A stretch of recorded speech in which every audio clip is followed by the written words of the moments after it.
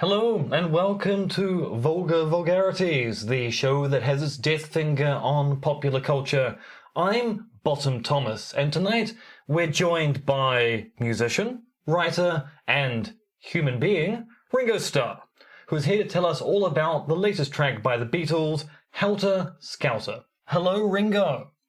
Do I have to do the accent? Because I can't promise you Ringo. I can have a stab at Wacko from the Animaniacs. Of course you've got to do the accent. Just pretend that everything you're saying is going to mention Thomas the Tank Engine.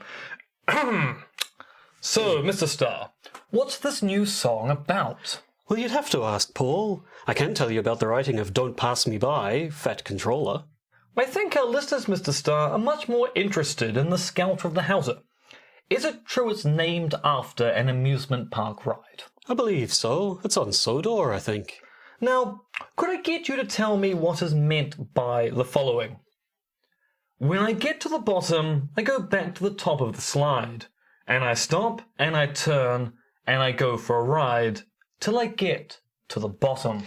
Well, once again, you'd have to ask the Paul McCartney, which is his name.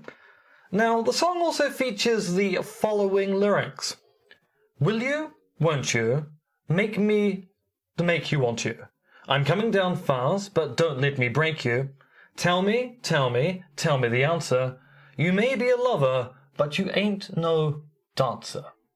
Is this a coded message about a coming race war? No, not at all. Now, when I was narrating, Thomas... Because certain people seem to think it is, Mr. Starr. What do you say to them about that? It's just a song about a roller coaster. So it's not a coded message about a coming apocalypse in which racist and non-racist white people will be maneuvered into killing one another over the treatment of African Americans. No, it's about sitting on an amusement park and maybe getting off while riding the Big Dipper. So...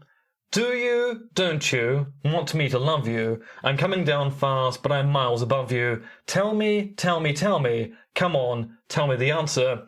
Doesn't refer to a disused mineshaft outside of LA. No. Well, I'm unconvinced, and we've run out of time. Join me next week when I press Benny Anderson to explain the metaphysics of how someone can be more than a woman.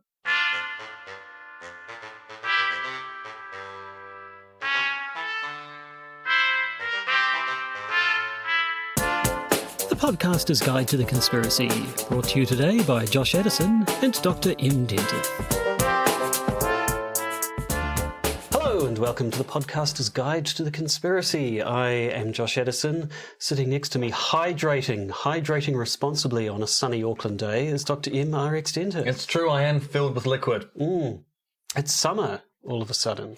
It really is. It's gone from being miserable to being quite warm and delightful. And then to being briefly freezing again and then warm again, which is why I had a head cold last week, which is why we're recording this episode a little bit late.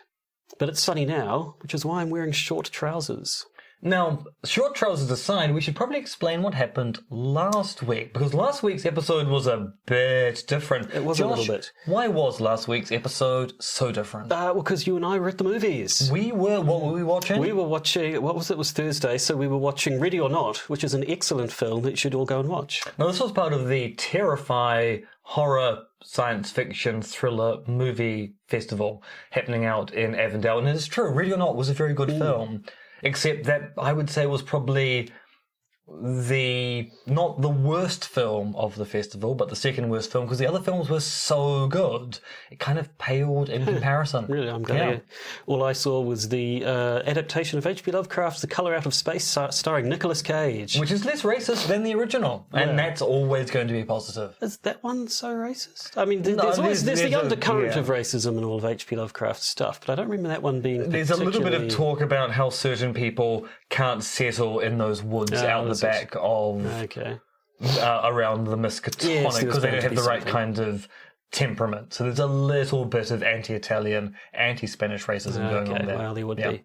But anyway, the point is we were off seeing a movie, but fortunately we had one in the can. We've got a couple in the can. Yeah, and there may be more in the can. We'll put some more in the can after we finish putting this one in the can. Because once you take one out of the can, you have to put another one back in the can. Because otherwise we get the dread god very, very angry. Yes, no, we operate on a take one, leave one policy with our can. Yes. It's a very special can.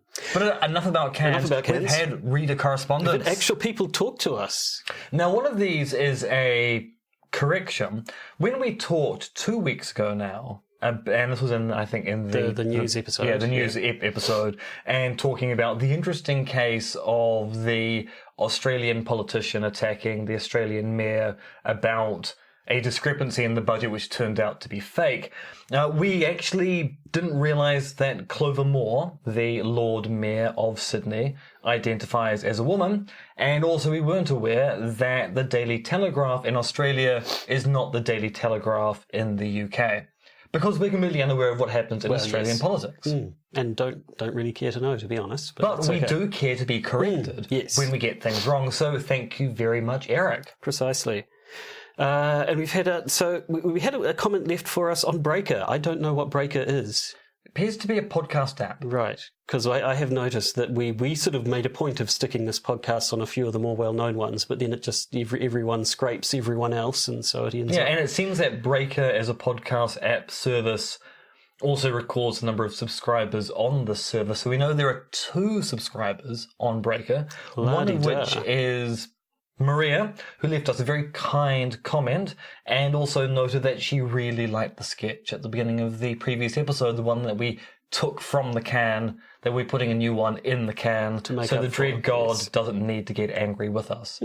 So sketches might be coming back due to one positive comment. That's literally all it takes. That is how slim and fragile our egos are. Yeah. A single bit of positive feedback, and we will change heaven and earth. Listener and listener feedback is to us and our fragile egos. Yes. So anyway, let's. I think that's all we had to say. Up the top, in the front, up the front. Up the bottom. Up the Khyber. So we should move on to the main part of the episode. We should indeed. Going to go back to the swinging 60s / early swinging 70s. And talk a little bit about murder. Because that's what the 60s was all about. Swinging and killing. Should try to make that rhyme. Swinging and killing? Swinging and... No, it doesn't work. There isn't a good one. On with the show.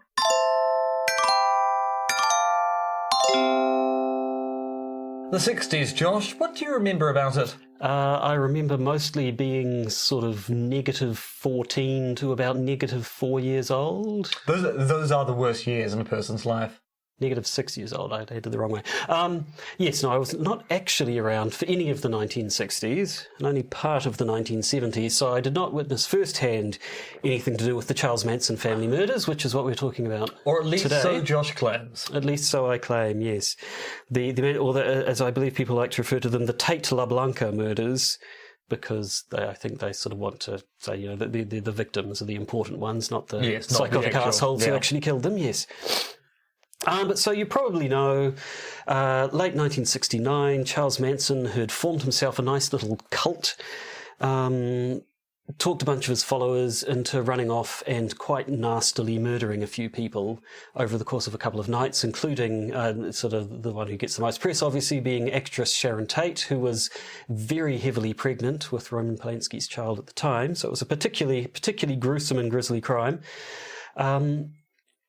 Manson himself was clever enough, I guess you'd say, to not actually participate in any of those killings, though apparently he had a hand in an earlier murder or something like that. But he was sort of at arm's length. But nevertheless, because it had all happened at his behest, he ended up going down along with the rest of them and remained in prison until his death a couple of years ago. It was a kind of co-conspirator charge. So they say you didn't commit the murder, but you were the motivating force, so you basically co-conspired in the crime, and we can get you on that particular charge. So the trial, I think, was 1970. Late 69, trial in 1970. In 1974, a man by the name of Vincent Bugliosi, who was the prosecutor in the case, then wrote this sort of tell-all book called Helter Skelter about the killings. And in this book, he talks about sort of Manson and his wacky views and all of that. And it's called Helter Skelter in reference to the Beatles song Helter Skelter, which Manson claimed had hidden messages. Yes, which has always been a kind of very contentious part of this, because Helter Skelter as a song, as the opening sketch indicates, is actually about an amusement park ride. Paul McCartney's interest was in writing a really aggressive, raucous song, but the actual lyrics themselves, which is actually kind of par for the course for McCartney, are actually fairly banal. It's the composition is interesting, the lyrics not so much. But Charles Manson heard the song, and for him there was a kind of resonance here that basically talked about a coming race war, which would be predicated on racist white Americans fighting with non-racist white Americans about the treatments of African Americans in the US, which would be engineered such that when the race war ended, Manson would be able to present himself as being the one true ruler, or at least have a role in what happened afterwards. And that rather than wait for the coming race war, Manson wanted to start it now.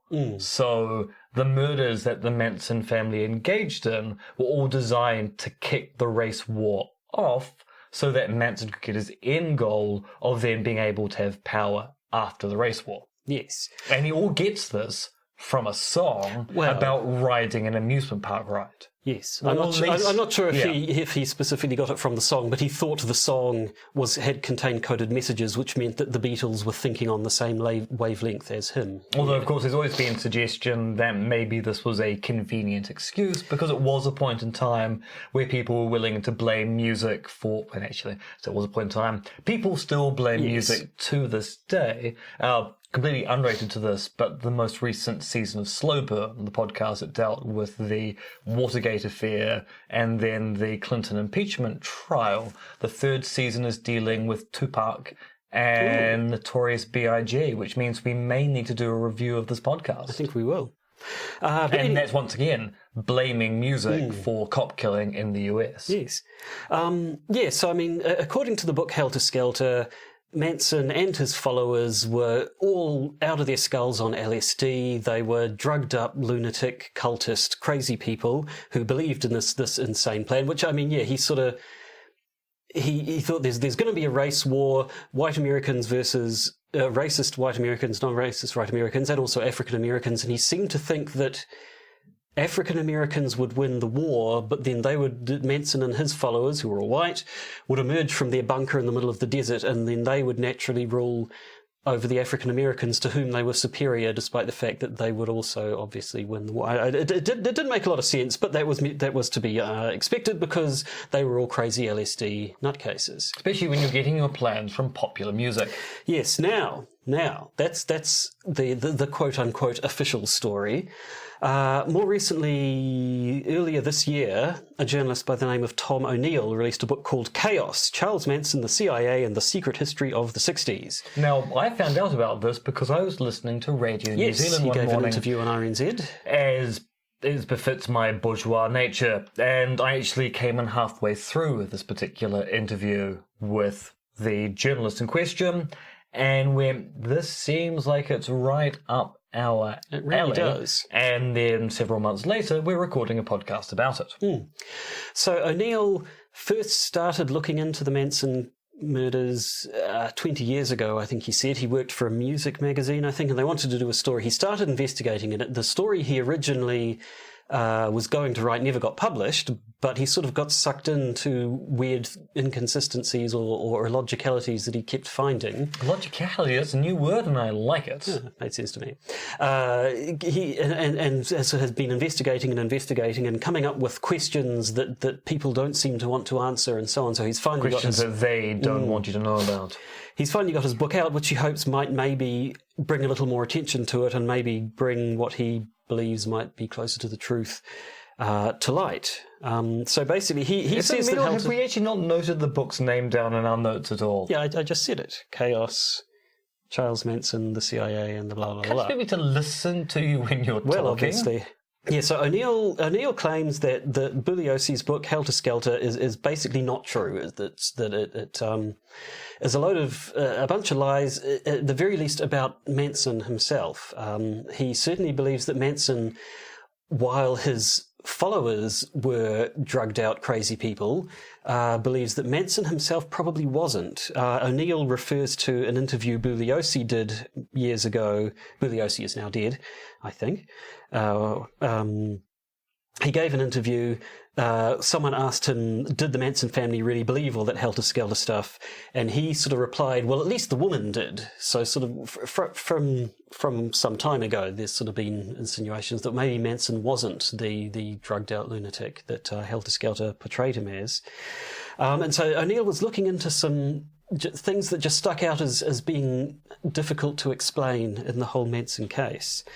So first of all, there are a few different things. One of them is the fact that Manson seemed to keep getting away with stuff. Yeah, so prior to the murders, he'd been jailed for almost half his life for crimes such as burglary, car theft, prostitution, sexual assault, and yet after his release in 1967, he never got called up on the numerous parole violations that he engaged in. Yes, I mean, at the time of the murders, he was on parole. And breaking it willy-nilly. And breaking laws all over the damn place, yeah. So O'Neill points to a few weird things. One of them is that apparently his parole officer, whose name I did not note down, was a person who at one point had sort of 40 parolees that they were looking after, but eventually that dwindled to just one. There was just this one. This guy was purely looking after Charles Manson and no one else. And not doing anything about Charles Manson actually. I mean, you could understand if you had 40 parolees and one of your parolees turns out to be Charles Manson and is breaking parole all the time, you're going, I don't have time for this. I've got 39 other people. I mean, yes, you jaywalked. Don't do that again. I don't want to see your name in my files. Oh, God, Charles, you're in it again. Oh, you've robbed a convenience store. Oh, for the love of God, I've got 39 other people I've got to be dealing with. But when it goes to, you're my only charge... Yes, it makes it harder to explain. Yeah, it really also, does.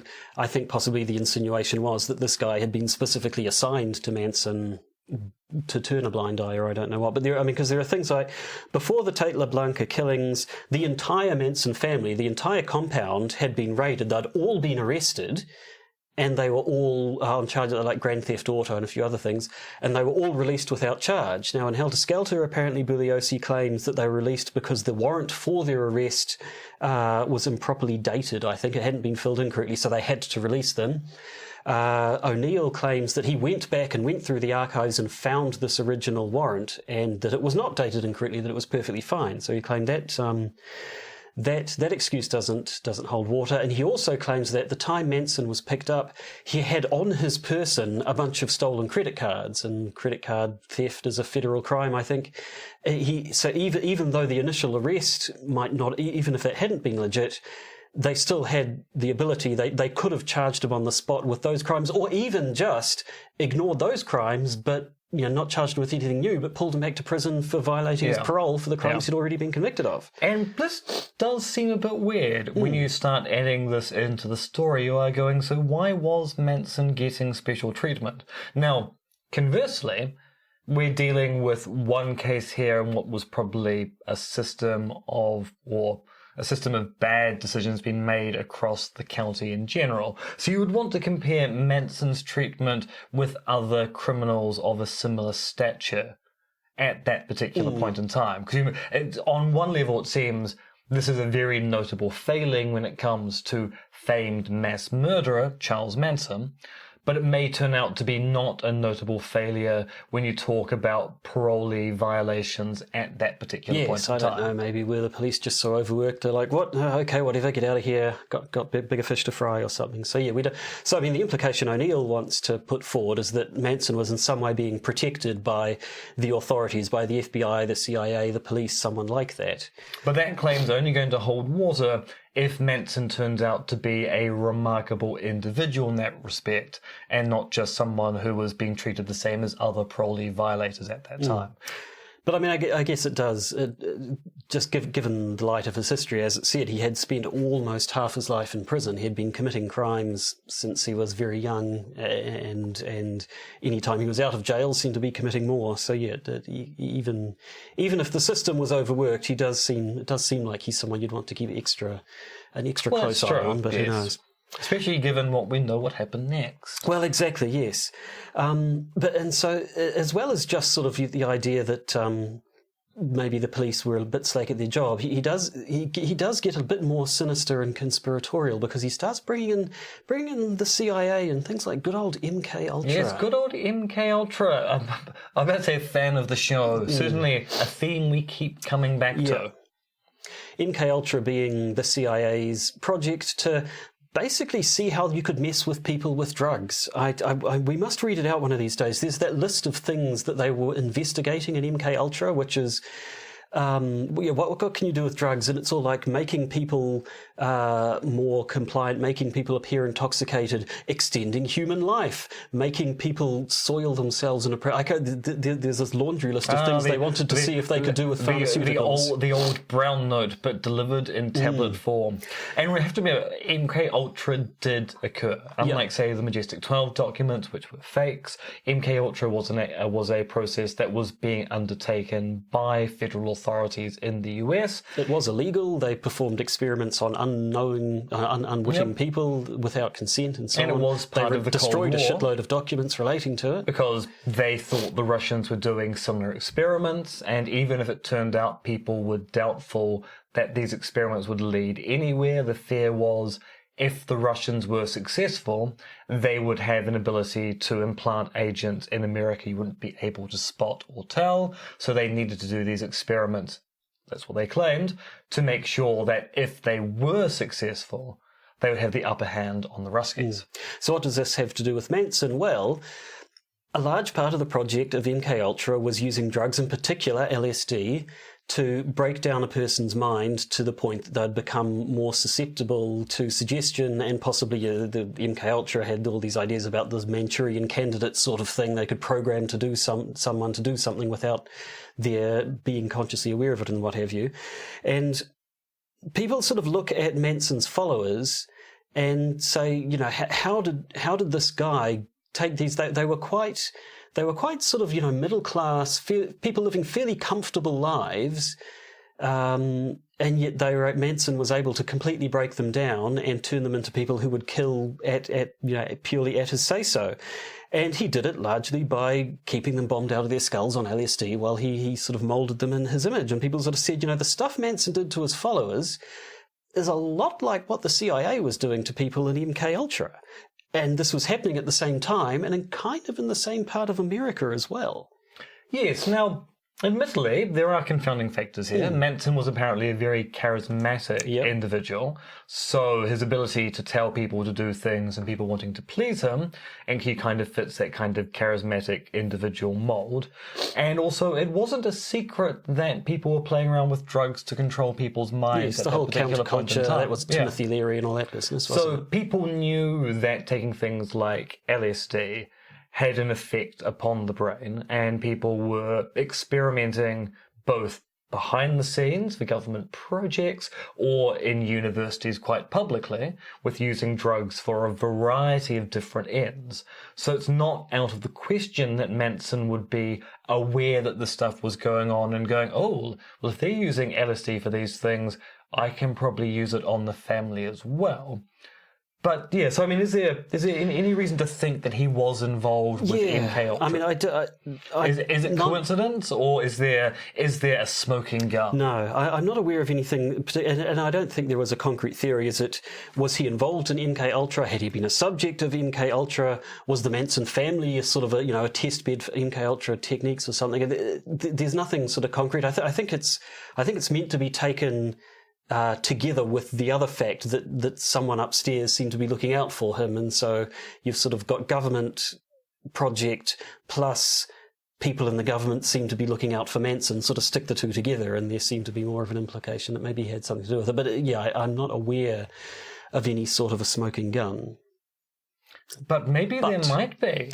Well, yes. I mean, I listened to the RNZ interview, and at the end, the interviewer sort of says, it's kind of ending on a bit of a downer note. You know, he's been blocked from investigation at various turns, and what do we know, and what does it tell us about today? And so Mr. O'Neill ends the interview on sort of a kind of more of a hopeful note by pointing out the case of the Tex Watson interview tapes. Tex Watson being one of Manson's quote-unquote family, and one of the people who did most of the killing during the killings. He was picked up in late 1969, and there apparently his conversations with his lawyer were taped. And on these tapes, he supposedly goes into sort of makes basically a fairly detailed confession to the murders, saying exactly what happened and when and who and how. Now, these tapes were his confession to his lawyer, so they were sort of covered by lawyer confidentiality and what have you. They were never released. O'Neill himself wasn't aware they existed until apparently 2008, when he started trying to get, because obviously Ted Watson, is he dead? I don't know. Manson's dead. But I'd assume so. Yeah. But that certainly the lawyer who originally recorded those tapes died some time ago, so they were owned by the law firm now. And he thought, maybe these tapes, because it's coming straight from this guy's mouth, maybe that would actually, that's the closest we're going to get to knowing the real truth of what was going on there. So he went to the law firm and said, hey, I'm a journalist, want to give me some recordings that you made confidentially with one of your clients back in the late 60s? And they obviously said, no, bugger off. So then he told the police and the Los Angeles District Attorney's Office about because they didn't know about these tapes either. He said to them, look, hey guys, a taped confession of Tex Watson exists out there. Surely you guys have enough pull to get your hands on it. And they said, went, yes. Yeah. Yes, actually, we do want to see these things. And they also said to O'Neill, once we get the tapes, we will share the information with you. And so in 2013, they sued the law firm in question to get access to the tapes of the confession.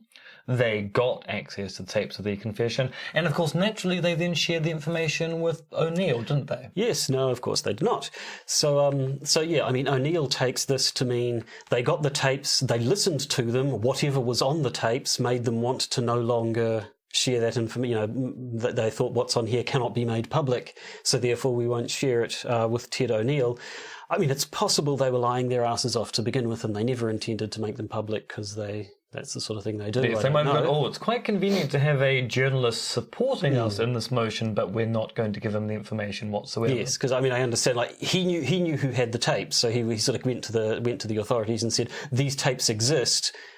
Share them with me, and I'll tell you who to sue to get them." And so it's possible they would have said anything to get their hands on the tapes. But we don't know. But I mean, so that's his note for the future, that maybe this book comes out, maybe it will inspire more journalists to start looking into this more closely. Maybe it'll put pressure on the authorities. Maybe one day these tapes will be released, and maybe they will tell us what really happened with the Charles Manson murders and the general goings on around his cult. And maybe that will be different from what we've been led to believe so far. Although I suppose the worry is, if the tapes confirm the official theory, you can always go, well, yeah, but Tex didn't actually know what was really going on there. I mean, he wasn't Charles Manson. He was just told by Manson what was going on. So you can kind of see a rationale as to why you also might not release the tapes to the journalist in question by going, well, if you're so dead set to show there's a government connection between Manson and the murders, the fear is no amount of evidence is going to dissuade you of that. And what you'll have is a new corpus of evidence that you'll be reading into, in the same way that Charles Manson read into How to Scouter. Nice full circle there. You know what I mean? I always like to swivel. Yes. So, I mean, possibly the clever thing to do would have been to actually read through the entire book before we did this episode, but I'm not sure where it's available at the moment. One annoying thing was, though, we had a few articles about the book plus this Radio New Zealand interview. One of the reviews of the book mentions that the book brings in the Kennedy assassination and makes it sound like it's sort of a fairly natural connection between the two cases, and doesn't say any further than that. And I don't know how I'd So what you're saying, Josh, is we have to do a sequel to this particular... We might actually have to do some first research of, like, primary sources instead of secondary stuff. Like Right, you heard it here. This is just part one of what's going to be...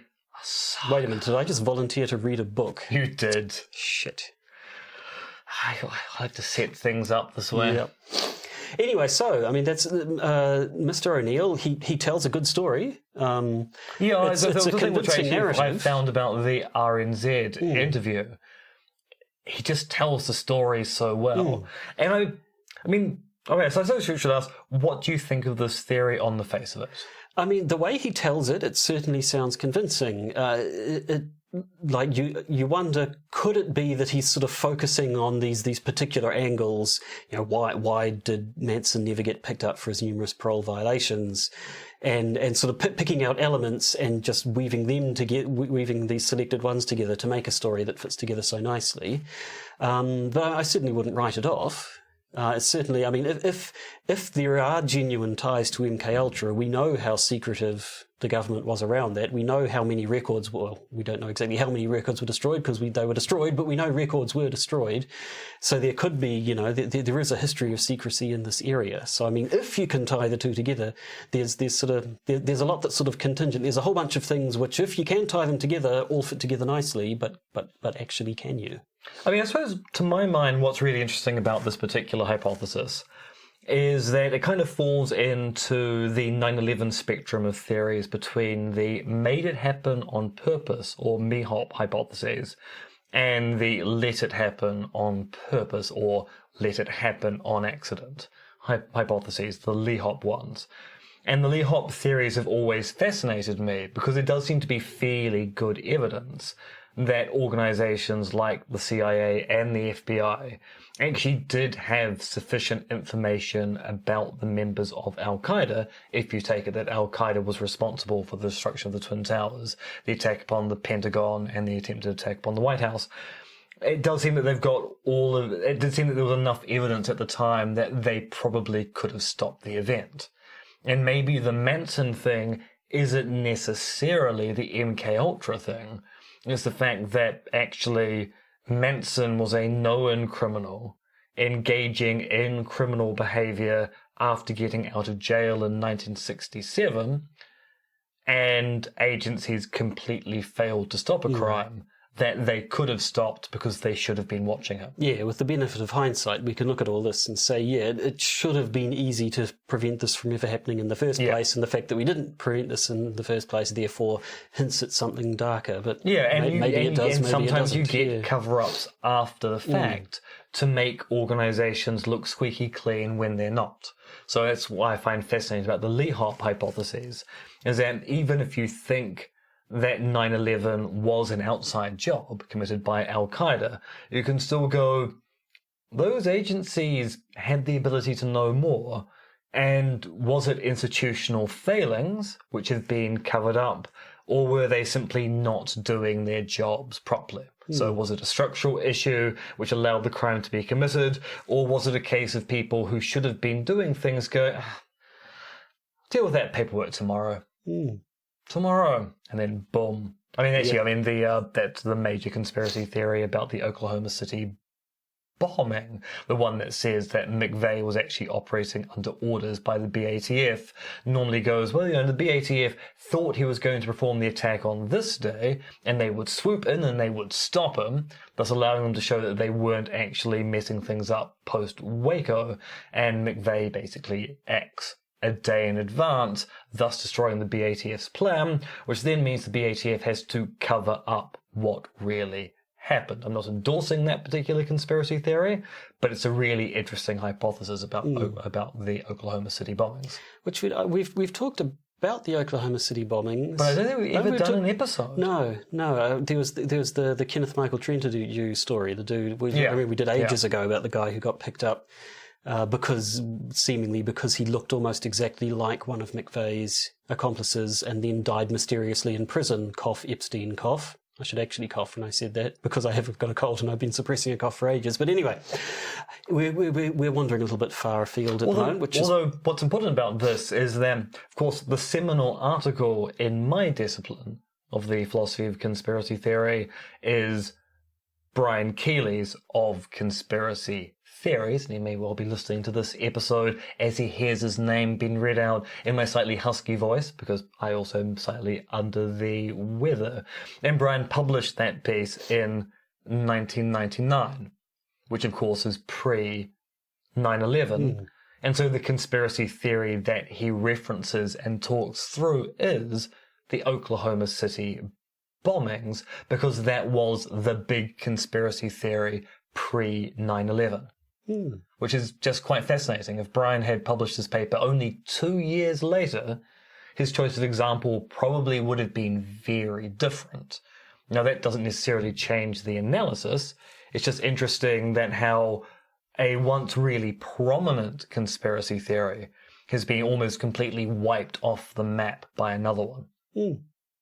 So I think that's it for this episode. Given that we've I think done our dash on Manson and are now taking a whistle stop through other American conspiracy theories. So although there's a promissory note, we're going to do another episode on Manson. We're going to do an episode on Oklahoma City bombings, which I've now said there's more than one. Yeah. You heard it here first. That's going to be the podcaster's guide to Oklahoma City bombing conspiracies from now on. Nothing but Oklahoma. We're going to find every bomb that's ever gone off. We're going to explain. Yeah, we're going to end up, I think, putting on a full production of Oklahoma the musical. With a lot of bombs. A lot of bombs. But until then, until that happy day, I think it's time to let you fine people go about your business. And then, although not the patrons, you're not off the hook, because patrons they are legally obliged to listen to the patron bonus episode. Now they can listen to it before this episode or afterwards, although it makes no sense to listen to it before. Not really. This episode. Certainly the setup bit isn't going to make any sense. What they are legally obliged to listen to this week is an update on that Amy Robach Epstein story about ABC. We're going to be talking about Russia, the UK, and election interference. We've got an update on that sonic weapon that was apparently being used against the US Embassy in Cuba. There is, of course, the requisite Trump information. And there's also a bit of information about Trump's son, Don Jr., and it's a doozy. So if you want to know about that, you better become a patron of ours if you're not already. And you'll be legally required to listen to the patron bonus episode as well. You can do that by going to patreon.com and looking for the podcaster's guide to the conspiracy, or if you really want to, you could go to conspiracism.podbean.com, which is where this website is sort of initially hosted, and they have their own patronage system there as well. You could also go to a crossroad and bury an item that you love to summon a crossroad demon to get access to the podcast. But that does also require giving up your soul. So it's probably just easier to spend. Easier to go to Patreon. Yeah. $1 a month is actually probably worth less than your soul. Probably. Yeah. No promises. So I think that's all we have to say for this week. So goodbye. Goodbye.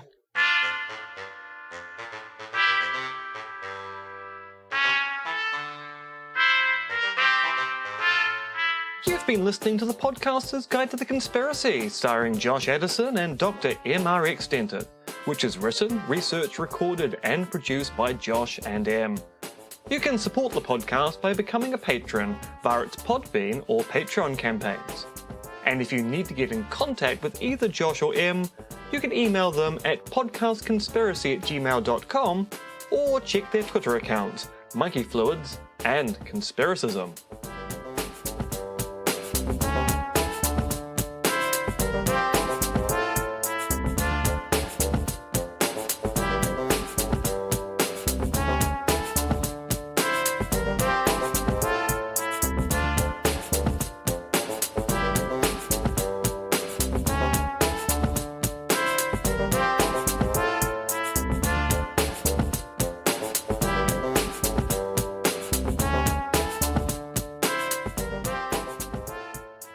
And remember, Soylent Green is Meeples.